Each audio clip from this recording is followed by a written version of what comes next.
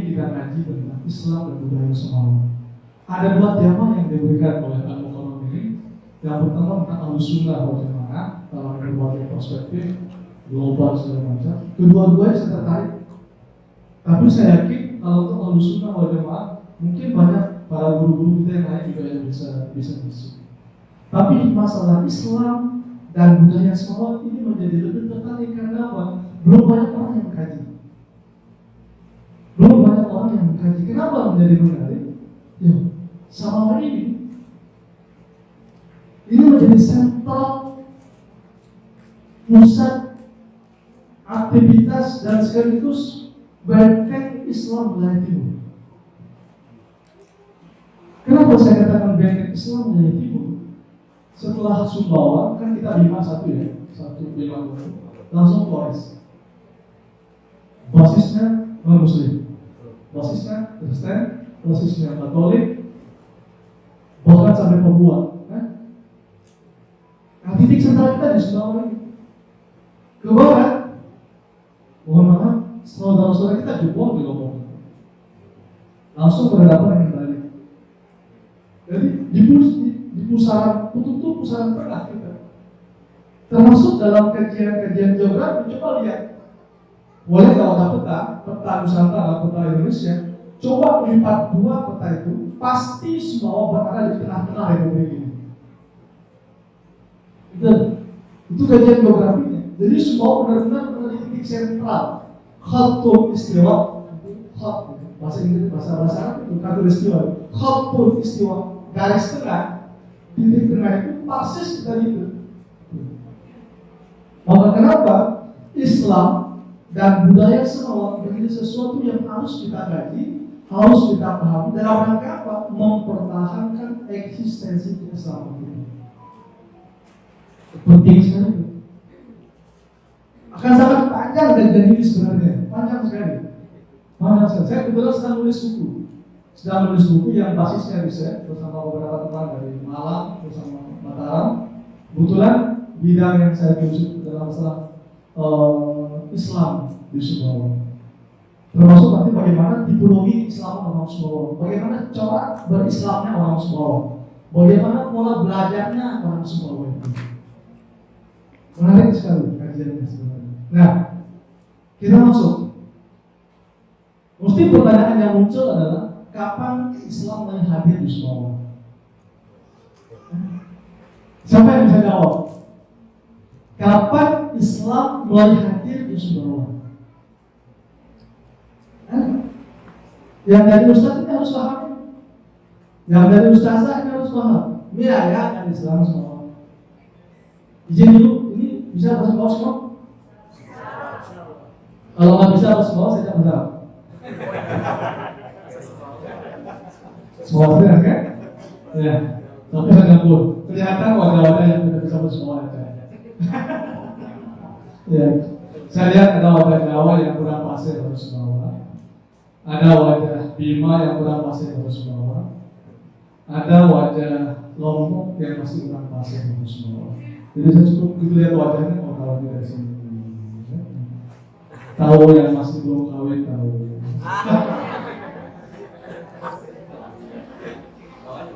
Nah, baik. Teman-teman semua, para ustaz, para asatidz, asatidz yang saya muliakan. Islam masuk ke Sumbawa itu tidak bisa dipisahkan dengan sejarah masuknya Islam ke Nusantara secara umum. Sekalipun bisa jadi nanti ada hal-hal yang lebih spesifik berkaitan dengan sejarah masuknya Islam ke Nusantara. Kalau dalam sejarah umum yang kita baca, Islam masuk ke Sumbawa tahun 1623 melalui pintu Goa, melalui pintu Jawa, Demak, Giri tahun 1623. Berarti belum terlalu lama kalau kita melihat secara umum 1623 itu peta Mataram. Padahal sebenarnya Islam di Sumbawa sudah jauh sekali. Nanti kalau nonton abad ke-17. Padahal sekali lagi dicatat Islam jauh sekali, itu hasil penguasa ya. hasil kajian saya, hasil riset saya. Itu Sumbawa sudah Islam sebenarnya sejak abad ke-13. Jauh sekali. Sekalipun belum menyebar ke seluruh wilayah. Hanya pada wilayah-wilayah tertentu.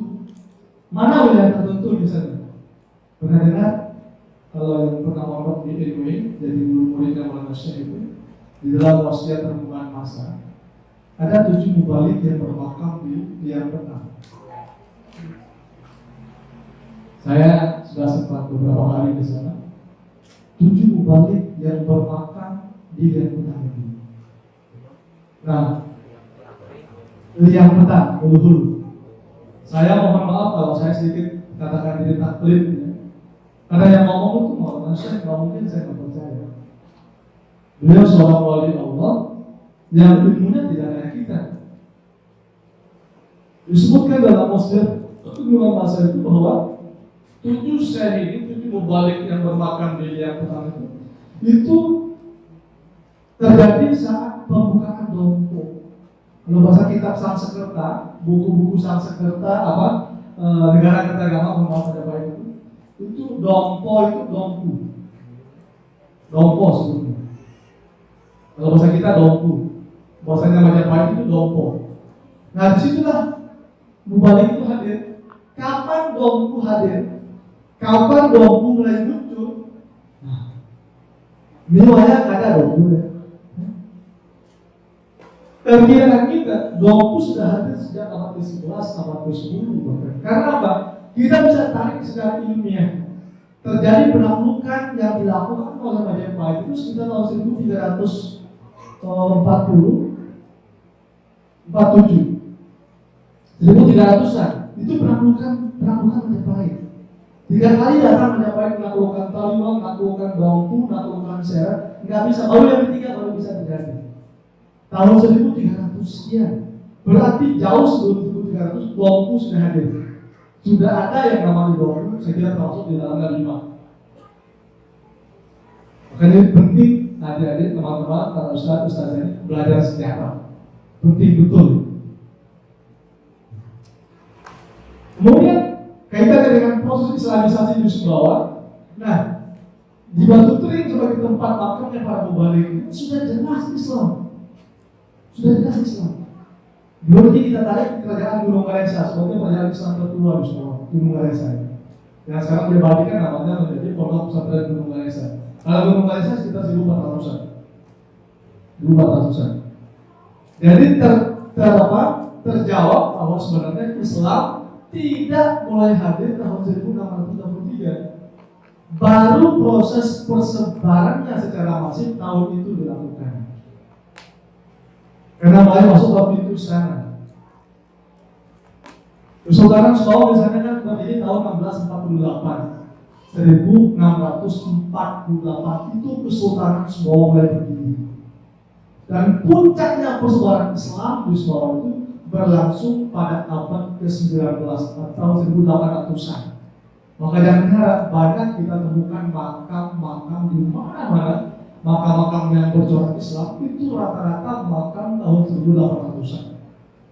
Di Empang, di Utan sekarang, di Laut Burung, di Moyo Hilir, itu rata-rata makam yang bermotifkan tahun 1800-an. Itulah puncak proses islamisasi terjadi di Sumbawa. Lalu dari mana Islam di Sumbawa? Nah, ini nggak kalian asal Islam di Sumbawa. Siapa yang mau Islam di Sumbawa ini? Penting ini. Memang ada 3 sumber, bahkan bisa bermacam-macam sumber. Artinya arah masuk ke Islam. Kita tidak bisa mungkiri misalnya tadi 1623 dari Goa. Kemudian fase selanjutnya dari Demak, dari Giri. Karena salah satu 2 bahkan penasehat spiritual yang Sultan Jalaluddin itu dari Jawa, dari Demak, dari Giri. Itu ada makamnya di hutan itu. Banyak dosa lupa tadi kita lawan itu. Nah, kemudian induk Islam, awal Islam yang masuk Islam harus objektif kita katakan itu dari upah Irak. Siapa yang bawa? Itulah Sayyid Kamaluddin Kamaruzaman. Itu ada di dalam bukunya Rumah Cabu sebenarnya. Bersama istrinya Zainab dan anaknya Kamaluddin. Dan dia jika bakal yang mengembangkan Islam di Jawa yang bersumber dari upah itu Irak. Maka jangan heran para asatidzah, kenapa corak keislaman semua itu sangat bercorak sufistik, sangat kental dengan nilai-nilai tasawuf, dengan pengamalan tasawuf. Karena memang puin sumber Islam itu dari sana. Tidak hanya mengajarkan Islam yang sifatnya syariat murni, tapi betul-betul diwarnai dengan esensi yang bernafaskan tasawuf, yang bercirikan tasawuf. Maka kalau pernah baca buku-buku tua sekolah, ya buku-buku lama sekolah, karangan ulama-ulama sekolah, rata semua isi buku sekolah itu bicara tasawuf. Sekalipun dari sisi metodologi penulisan nyampur, isinya nyampur. Di situ ada fikihnya, di situ ada tauhidnya, di situ ada tasawufnya, sampai kepada ilmu kebatinannya. Boleh dikaji itu. Artinya kalau masih belum percaya saya, kaji saja. Ya. Itu corak Islam di Sulawesi. Jadi maka jangan-jangan kalau di kampung-kampung, teman-teman semua di kampung-kampung kita di hampir seluruh wilayah itu, mesti ngajinya itu merantak ke Sulawesi. Ketua kampung tidak jauh kerana kan? Memang itu lapis langit bumi bangkau, memang itu lapis langit itu lapis langit bangkau, memang huruf ba bangkau, memang huruf ta bangkau, memang huruf a bangkau, segala macam. Bingung harus gitu. Ini model ngaji Sulawesi, kajian-kajian keagamaan di masyarakat Sulawesi. Nah kenapa? Enggak ada STIP, enggak ada SMPT, enggak ada sistem halaqah, sistem pembelajaran modern kayak gini, enggak ada. Dari SMP, enggak ada sanawiyah, enggak ada aliyah, enggak ada pesantren. Jadi sistem pembelajaran, sistem belajar yang kita orang sekolah itu sistemnya adalah baguru. Itu makanya kenapa nanti muncul istilah dia guru itu baguru. Datang kita ke rumah orang alim, datang kita ke rumah orang soleh, orang yang paham agama. Kita tinggal berlama-lama di situ, berbulan-bulan, bertahun-tahun di situ, berbuat haji di situ. Itu memar dia dulu, lalu memar kita. Itu ayah apa? Bagaimana? Lalu bagaimana? Itu ayah memar antap, lalu memar. Berbuat haji. Ada isu-isu segala macam. Nggak ada keren kayak sekarang. Nggak ada PDAM kayak sekarang. Jadi tradisi pembelajaran masyarakat Sumbawa adalah tradisi baguru. Datang kita, dan itu sangat sakral sekali. Karena sifat orang baguru itu bukan orang yang cari murid, bukan kayak Gus Samsudin.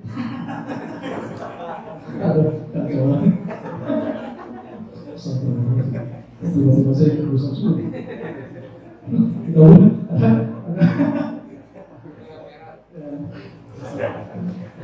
Saya berpikir mungkin di sini banyak terus merah. Jadi sangat sakral, tinggal di situ. Prosesnya terjadi ijab kabul, saling terima. Sehingga makanya kenapa sekali lagi di Sumbawa itu kita tidak mengenal sistem pendidikan modern ini. NU kapan masuk ke Sumbawa sebagai satu lembaga yang mengelola pendidikan itu baru masuk tahun 1934. Tahun 1934 baru hadir NU di Sumbawa. Muhammadiyah kapan? Muhammadiyah baru muncul tahun 1935, setahun setelah NU hadir. Belakangan lagi muncul kapan NU datang? Tahun 1975. Saya paham betul sekarang, karena saya sangat lagi 75. Nah, Dua ormas inilah yang kemudian memberikan warna dalam proses keberislaman tersebut. Yang tadinya kental dengan nilai-nilai sufistik itu berdiri kesultanan, Kesultanan Sumbawa, yang kemudian punya kanun adat Bartilaku syarat Bartilaku Kitabullah. Nah, kapan ini dirumuskan? Pada masa pemerintahan Sultan Muhammad Jalaluddin Shah I yang berada tahun 772. Ya. Di situ dirumuskan adat Bartilaku syarat Bartilaku Kitabullah. Nah, ini bicara Islam sejarah Islamnya. Nah, kenapa tidak pernah terjadi konfrontasi Islam di Sumbawa? Kenapa tidak pernah terjadi peperangan di Sumbawa? Karena memang sekali lagi Islam sudah hadir jauh sekali bahkan sebelum berdirinya kesultanan secara formal. Kan kita ulang, kesultanan berdiri tahun 1648. Jangan lupa kalau kita sudah bicara kesultanan, kita bicara Islam. Karena nggak mungkin kesultanan tidak mengalami Islam. Maka pintu Islam itu menyebar pintu kesultanan. Sudah ada kerajaan, sebelum kesultanan itu sudah ada kerajaan lain, bahkan ada belasan kerajaan yang non-Islam, yang bahkan menganut animisme, menganut dinamisme. Kita kaji.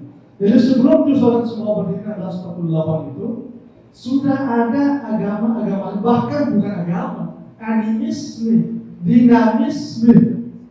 Jauh sekali. Apa buktinya? Coba batu tering lagi. Kita punya sarkofagus batu tering itu. Kita punya peti batu batu tering. Kita punya segala macam. Itu bahkan abad sebelum sejarah. Masa prasejarah bahkan.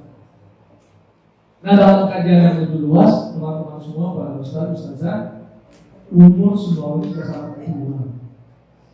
Sudah sangat tua. Bukti sarkofagus karena tidak semua daerah punya sarkofagus. Nggak semua ya, itu masa prasejarah itu. Maka jangan heran, ini masuk. Jangan heran ketika dalam kehidupan kita sehari-hari, dalam praktek-praktek kita sehari-hari muncul praktek-praktek yang tidak Islami, ya kan? Masih ada pasang pancak, misalnya, masih milik, misalnya. Ada bocong ngentong, misalnya, segala macam. Jangan heran, Islam itu baru hadir 1623. Arti sekarang masih baru hadir, tapi jauh sebelum itu ada animisme, ada dinamisme yang meyakini tentang roh, yang meyakini tentang pokok, yang meyakini tentang batu, segala macam. Tradisi milik, tradisi antar ancak, tradisi segala macam. Itu kan tradisi-tradisi di bawah Islam, di luar Islam, ya kan? Mungkin keluarga kita di kampung-kampung masih ada yang praktikkan itu. Nah, saya orang yang keliling, masih di beberapa desa, terutama pelosok-pelosok, saya temukan bocor, ngentong, misalnya kan, ngentong lah. Jadi itu sakit, ngentong modern kan, terus ada apa? Hanya ada tulis bongkar, kain putih, segala macam, atribut-atribut. Nah, kenapa? Banjir sih kan? Ini baru-baru ini saya musnahkan di budaya Bangku. Nah, keluarga kebetulan pasti lah mendengarkan saya. Lalu kan, tulung saya bilang bakar itu sih. Cuma kasih saya protokolnya sih. Kan dicari mana bang logam yang pusat? Iya, orang itu bercampur emas itu. Iya, campur emas. Ya, bisa itu saudara. Nah, jadi saya ingin mempertegas, jangan heran kalau ada ancak di Sumbawa. Jangan heran kalau ada orang masih basturi di Sumbawa. Jangan heran kalau ada ujung-ujung dan beberapa praktek-praktek yang kita harus katakan itu tidak Islami. Itu tradisi, ingat, garis bawahi tradisi, bukan adat. Bingung. Mesti dibedakan antara adat dengan tradisi. Gak sama. Kalau adat Sumbawa pasti sudah Islam. Kenapa kita bilang Islam? Jelas. Kita punya kodok, kita punya falsafah, kita punya parti itu. Adat parti laku syarat parti laku kitabullah. Maka seluruh prosesi adat Sumbawa, kegiatan adat Sumbawa, tidak ada yang tidak berpegang pada